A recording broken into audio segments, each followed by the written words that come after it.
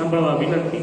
ગુજરાતના કાઠિયાવાડના રાજા નવાબ દુર્લભસિંહની રાણીઓ કાઠિયાવાડની યાત્રાએ નીકળે છે અને જુનાગઢના રાજવીરા દિયા છે દામોકુંડમાં સ્નાન કરવાનું વેરો નાખતા રાણીને માથું લાગ્યું અને રાણી વગર સ્નાને પાછી ફેર્યો. અપમાનનો બદલો લેવા દુર્લભસિંહને જુનાગઢ પર ચડાઈ તો કરી, પણ દિવસો સુધી મથવા છતાં કઈ ન કરી શકે. છેવટે એક કારણે જુનાગઢના મહેલમાં રાનું માથું દાનમાં માગી લેવા માટે મોકલો અને રાય હેત્ર ઘરો વિચાર્યો નહીં. કવિરાજે માથું ઉતારી આપ્યું. આને સોલંકી કહેવાય. જુનાગઢ સાહેબ હાથ ભેર્યું. તેથી રાણી તમામ રાણીઓએ હાથનું વિલોપન કર્યું અને તેમાંની રાણી સોમાલી નામની રાણીએ પોતાના 12 નવગણને પતંગની ત્યાંથી વારભાઈ વડારાને સોંપતા કીધું કે વારભાઈ, તું મારા પુત્ર નવગણને આલીદર બોલીદર ગામમાં રહેતા અહીં દેવાય પોદરને સોંપી દેતી. એ મારો જીભનો માનેલો ભાઈ છે.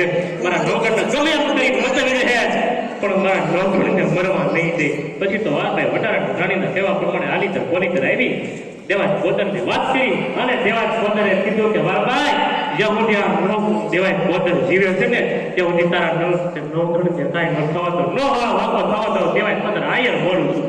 પછી તો વારભાઈ વડારાને નવગણ દેવાજ પોદરને સોંપો અને દેવાજ પોદરે નવગણને બધા કોઈ પણ ત્રિપુટ વાગી અને જૂનાગઢની રાજધાની દેવાજ નવગણ સોંપવાની પ્રતિજ્ઞા દેવાજ પોદરે વારભાઈ વડારાને પંકજ દેવાજ પોદરને નવગણની ઉંમરના બે બાળકો છે.